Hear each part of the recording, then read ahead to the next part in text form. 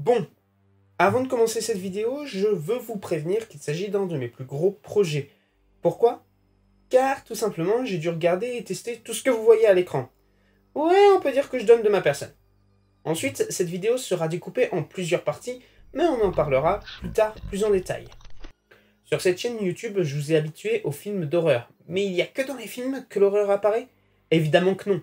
Et pour vous le prouver, je vais vous présenter différentes œuvres dans les différents autres arts existants. Pour cela, il y aura 5 parties principales. Les films, les séries, les romans, les peintures et enfin, les jeux. Cet ordre n'est pas choisi au hasard. D'abord, parler des films, qui est le sujet que je maîtrise le mieux. Ensuite, s'aventurer dans les séries, pour continuer sur le 7e art, et donc se pencher un peu plus dans le gouffre. Ensuite, pourquoi la littérature? Car la plupart des séries et des films sont inspirés de romans, donc il faut cette base. Puis j'ai décidé de traiter de la peinture car il s'agit d'un art que j'affectionne particulièrement, et puis pour finir le jeu vidéo car c'est celui dont j'ai le moins été dans l'horreur que les autres. Mais il manque certains arts et certaines approches de l'horreur que nous traiterons évidemment dans la vidéo, mais en le survolant à la fin pour parler d'un sujet assez intéressant qui mériterait une vidéo entière dédiée à ce sujet, l'horreur pour enfants. Bon, je pense avoir annoncé la couleur de la vidéo et ouais, c'est un beau bébé. Donc installez-vous sous votre plaid, mettez-vous dans une ambiance idéale pour le visionnage avec votre café, chocolat chaud ou encore un bon petit thé, et profitez de ce moment, seul ou à plusieurs, dans les méandres de l'horreur et de l'art. Comme annoncé dans l'introduction, on va d'abord parler de films d'horreur. J'ai vu quasiment 700 films d'horreur. Des cultes comme des oubliés, des chefs-d'œuvre comme des nanars, des films avec des tueurs, des vampires, des bongs maléfiques, en animation, stop motion et tutti quanti. Mais pourquoi on fait des films d'horreur? C'est vrai ça, pourquoi? Genre, on s'est mis à en faire comme ça, sans élément déclencheur, surtout qu'il s'agit d'un des genres les plus prolifiques de l'écran. Juste en 2023, même pas besoin de vérifier, mais plus de 1000 films d'horreur sont sortis. C'est maintenant dans notre quotidien, et on s'en rend compte quand on regarde sur TikTok où on a des extraits, des classements, des avis et autres à la belle. Mais il faut savoir qu'on doit ça à une personne, officiellement, et il s'agit de Georges Méliès. Pourquoi lui? Car il a réalisé le premier métrage horrifique en 1896 et qui se nomme Le Manoir du Diable. Le film dure moins de 4 minutes, donc je vous propose de le regarder ensemble.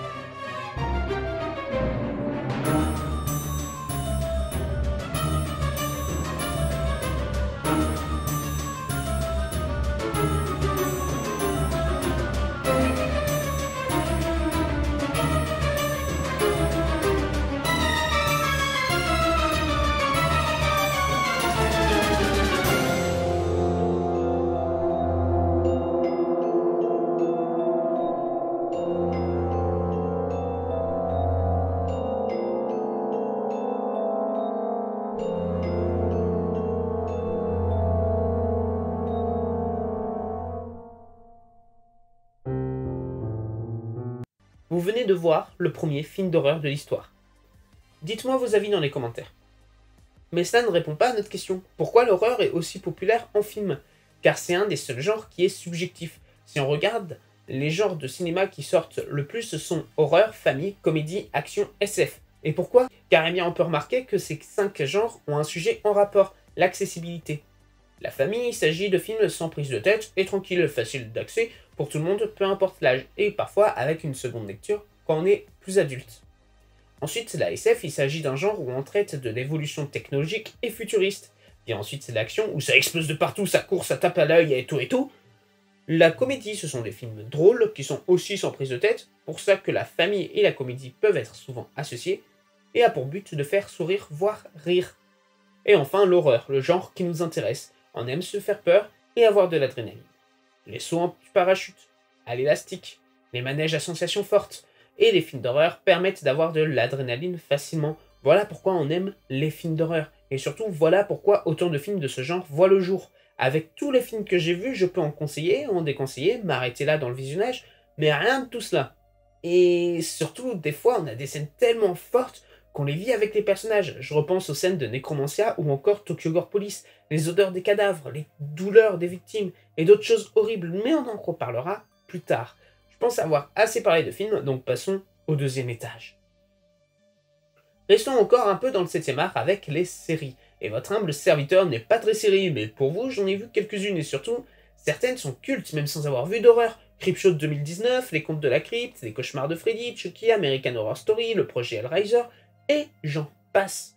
Pour cette vidéo, j'ai vu plusieurs séries pour comprendre l'horreur dans ce format, et même juste par culture, et eh bien ça complète tout ce que j'ai dit pour les films d'horreur.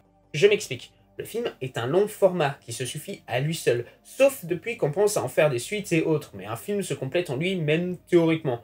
Une série fonctionne différemment, où on a des séries avec une ou plusieurs histoires par épisode, comme Creepshow, Les Contes de la Crypte ou Tales from the Dark Side, ou alors une saison est égale à une histoire, comme Fais-moi peur de 2019, American Horror Story ou Channel Zero, mais aussi des histoires intégrales en plusieurs parties comme Chucky, Scream ou Ash vs Evil Dead.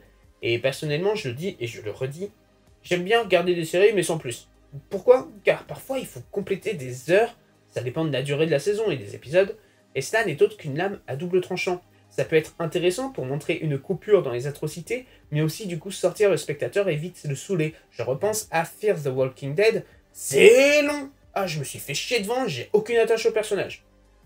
Mais aussi, certaines séries sont là pour enrichir le lore. Je pense à la série des Griffes de la Nuit, Ash vs Evil Dead, mais aussi Hellraiser ou Chucky. Le format de série permet d'étendre l'histoire et d'approfondir un univers déjà établi ou même d'en établir un nouveau. Et c'est pour ça que ça marche. En une série, on a tout de fait, ou pas. Car il existe des séries spin-off comme Horror Story ou encore Fear the Walking Dead permettant de mieux découvrir les personnages et enrichir l'univers établi en montrant qu'il n'y a pas que ces événements, mais d'autres. Et c'est quelque chose qu'on retrouve dans beaucoup de séries, mais nous sommes dans le format de l'horreur. Et je repense au cliffhanger de fin de saison de Walking Dead, riche en tension, va te faire foutre Negan! Et permettent de vouloir en voir plus. Et savoir la suite de l'histoire. Mais nous avons aussi la littérature, que ce soit BD, manga, et comment ne pas évoquer le saint maître Junji Ito, dont je suis un grand fan depuis que j'ai lu Spiral, et qui a créé des œuvres cultes comme Goi, Tomie ou Zoichi, mais aussi La Faille, qui m'a fait des cauchemars marquants, mais aussi l'horreur littéraire gothique, Dracula de Stoker, Frankenstein de Shelley, Dr. Jekyll et Mr. Hyde de Stevenson, et puis les maîtres, comme Poe avec ses histoires extraordinaires, Barker avec ses Cénobites, ou sa magnifique ville de Midian, Lovecraft avec son horreur cosmique, ou encore King et son univers culte aujourd'hui. Mais pourquoi entre les pages d'un livre, l'horreur arrive à nous submerger et arrive parfois même à être plus efficace que le support visuel? L'imagination. Ce mot aux milliards de sens et de pouvoir. On imagine les victimes du conte Dracula, le moulin brûlé, le cauchemar de Rosemary, les décors somptueux et horribles de Lovecraft, les monstres de l'imaginaire King. Je vais prendre un exemple intéressant qui n'est pas horrifique mais qui fonctionne quand même bien. Le parfum de Patrick Süskind. Ce roman raconte l'histoire de Jean-Baptiste Grenouille qui a une passion pour les odeurs. Et résumer ce film juste à ça, c'est une insulte envers cette œuvre, mais met le doigt sur ce dont j'ai envie de parler, les odeurs. En voyant le film, j'avais presque les odeurs grâce aux images, mais en lisant le livre, mais mon Dieu, je me suis pris une claque olfactive d'une splendeur diabolique. Et c'est ce qui fait la beauté de la littérature. Ça permet d'emmener dans d'autres univers et d'éveiller nos sens. Donc maintenant, imaginez-vous devant une voiture folle, une divinité cosmique tentaculaire, ou encore les terribles canines de Dracula. Maintenant, j'aimerais parler d'un autre livre assez spécial, La Maison des Feuilles. Et ceux qui l'ont lu savent. J'ai découvert ce roman grâce à Alt 236 et mon Dieu, mais quel livre! Le livre est considéré comme le plus effrayant existant et considéré comme l'œuvre d'horreur ultime, mais je comprends. Pourquoi? Le livre ne fait pas peur en lui-même, mais ce qui est angoissant, c'est la mise en page, cette liberté artistique qui permet à l'auteur de jouer avec nous, lecteurs, et de nous perdre dans ce magnifique labyrinthe empli de mystères et de secrets. Car oui, le roman a plusieurs portes d'entrée, mais aussi une seule route qui se divise en une infinité de strates. Il m'a marqué et j'ai fait, grâce ou à cause de ce roman, des rêves exquis où logique et gravité n'existent plus, où rationalité et normalité ne sont que fantastiques et surnaturelles. Et c'est ce qui fait la beauté de ce roman, sa mythologie et surtout tout ce qu'il y a autour, car ce livre prend aux tripes et nous poignarde de toutes parts d'informations. Je pourrais parler des heures durant de ce livre merveilleux, mais je vais m'arrêter là car il n'est pas le sujet principal de cette vidéo. Cependant, si vous voulez vous lancer dans l'exploration de ce labyrinthe de mots et de phrases, je vous y invite. Et si vous voulez en débattre dans les commentaires, ce sera avec un immense plaisir. Maintenant, penchons-nous sur la peinture, avec encore Barker, Le Cri de Munch, les peintures angoissantes de Bacon, mais aussi d'autres artistes avec une plume raffinée capable de nous faire des cauchemars. J'aime beaucoup admirer ces œuvres d'art, mais je suis ce genre de personne qui n'aura pas le vocabulaire nécessaire pour décrire parfaitement une toile, car pour moi, l'art s'admire et se discute. Si jamais vous voulez une vidéo plus complète sur l'horreur picturale, je vous renvoie à cette vidéo de Alt 236, le lien est dans la description. Pour moi, la peinture horrifique, c'est une... Comment ne pas être émerveillé devant cette peinture, ne pas se sentir angoissé en voyant celle-là, ou encore ne pas avoir une impression de suffocation devant cette œuvre. La peinture est vraiment un de mes arts préférés car les portes de l'imagination sont ouvertes. Il y en a une vue plongeante dans des mondes et univers sombres, colorés des fois, mais aussi difformes ou réalistes, grotesques ou même cartoonesques. Et ce pour la beauté de l'art et de pouvoir exprimer sa créativité à travers son pinceau. Regardez, depuis tout à l'heure, je vous mets des tableaux et j'aimerais avoir vos avis car ils font partie maintenant d'une de mes galeries d'art personnelles. Et je vous la partage, car l'art pictural, c'est aussi un peintre qui se met à nu devant son lecteur et le spectateur qui s'approprie l'œuvre pour en comprendre quelque chose pouvant être différent du message de l'artiste. Et celui qui partage sa collection d'art se dénude devant ses visiteurs car il montre sa sensibilité artistique. C'est ça, l'art pictural à mes yeux. Mais on peut en débattre, l'espace commentaire est accessible à tous, tant que c'est dans le respect et le partage. Et maintenant le 10e art, le jeu vidéo. Alors, pour cette vidéo, je me suis rendu compte que je n'ai pas joué à tant de jeux horrifiques que ça. J'ai fait les 2 premiers Silent Hill, les Five Nights at Freddy's, mais aussi le jeu Slenderman, Sonic Exe, Yuminki, Puppet Master, joué à ce jeu. Project Zero, et c'est à peu près tout. Il y a aussi le jeu de la souricière, et je sais que mon expérience vidéoludique de l'horreur est pauvre, mais j'avais envie de partager 3 expériences que j'ai eues et pouvant montrer le rôle de l'horreur dans le jeu vidéo. Le premier jeu, c'est Five Nights at Freddy's, un jeu de mon adolescence où je jouais en seconde pendant mes pauses, dans le vestiaire pour aller en EPS. Le jeu est simple et efficace malgré que je ne suis pas le public friand de screamer. C'est pour moi une des pires choses de l'horreur car utilisé à outrance. Mais dans FNAF, vu qu'on est concentré, eh bien on se fait avoir à tous les coups. Puis vient Yuminiki qui est une œuvre contemplative. J'aime beaucoup juste me poser et profiter, comme Onde ou Shadow of the Colossus, un de mes genres préférés. J'ai pas trop joué à ce jeu et j'y ai juste joué peu de temps avant d'avoir écrit cette vidéo et pourtant les images sont gravées dans ma tête et puis je les mets en fond de la vidéo tellement ça vaut le coup d'être vu. Et enfin, le dernier jeu, même s'ils sont 2, les Silent Hill. J'ai découvert l'expérience assez tard et je comprends l'enthousiasme autour. Pourquoi? Car tout est parfait dans ces jeux. Le fait que le personnage soit lourd, ça permet de montrer qu'il est aussi perdu que nous et donc dans le doute. Le silence de la ville, sauf le bruit de nos pas, la radio et les monstres, ça rajoute tellement de choses à l'ambiance. Le brouillard, mon dieu, c'est du génie. Et tout le jeu est incroyable. La première apparition de Pyramid Head, le premier combat contre lui, le Silent Hill alternatif du 1, tellement de choses font que j'ai été absorbé dans cet univers et que j'ai voulu les finir. Je n'avais plus senti cette sensation de jeu depuis Shadow of the Colossus, Time Hollow, Magical Star Sign et Inscription, ou encore Project Zero, avec cette ambiance lourde et pesante, avec les jeux de caméra faisant bien sursauter comme personne. La tension est palpable et permet à ces jeux de marquer les esprits. Cela montre que ces jeux sont grandioses et je vous les conseille. Maintenant, je vais parler des autres arts, mais juste en survolant, car je ne maîtrise pas autant ces sujets. La musique. Avec le thème de Psychose, de l'Exorciste, mais aussi Dies Irae de Mozart, ou même les requiem, qui permettent de rajouter le rythme, permettent de montrer ce qu'on peut montrer grâce au son. La musique permet de créer de l'ambiance et permet de s'accrocher à ce détail pour aider à ce que le spectateur soit plus immergé dans le milieu. La sculpture, avec la Pietà de Michel-Ange, par exemple, qui permet de rendre l'horreur plus humaine en le rendant physique. Les statues permettent de provoquer une sorte de malaise et de terreur grâce à cette humanisation et à ce réalisme. On a aussi tout ce qui est les figurines, les produits dérivés de sagas, de licences, comme les jeux de cartes, les figurines, les tasses. L'horreur est devenue omniprésente dans notre vie. Maintenant, parlons un peu de l'horreur pour enfants, mais sans trop rentrer dans les détails, malgré que le sujet est très intéressant. Il existe de l'horreur de partout, même dans des œuvres sans Digimon, Pokémon, Yokai Watch, des films pour enfants spécial Halloween comme Monster House, Monster Squad, Ghost House, House, Gremlins, des films jouant sur cette ambiance comme Monsieur Jack, et j'en passe, des cartes à jouer comme Magic ou Yu-Gi-Oh! Ou Pokémon, où on a des illustrations proches de peintures horrifiques. On peut voir que l'horreur est dans tous les arts. Et pourquoi ?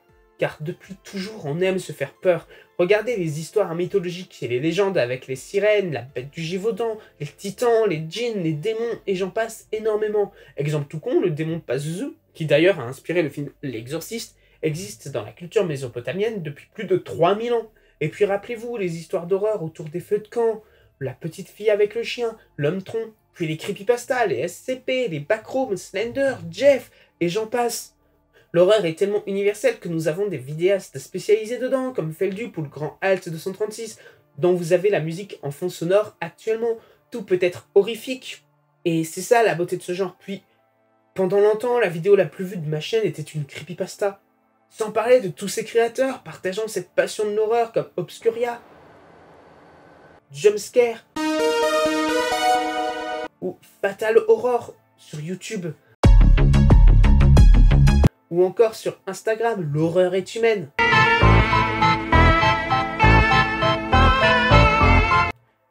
Ou sur TikTok, comme Hélène. Quel serait le métier des personnages de Resident Evil s'il y avait... Ou l'horrible Factory, aussi sur YouTube. Chacun de ces créateurs apporte sa touche horrifique dans cette immense toile loin d'être vierge, mais loin d'être achevée, qu'est l'art horrifique. Jetez un œil à ces artistes et donnez-leur de la force pour leur passion du genre et leur talent à tous.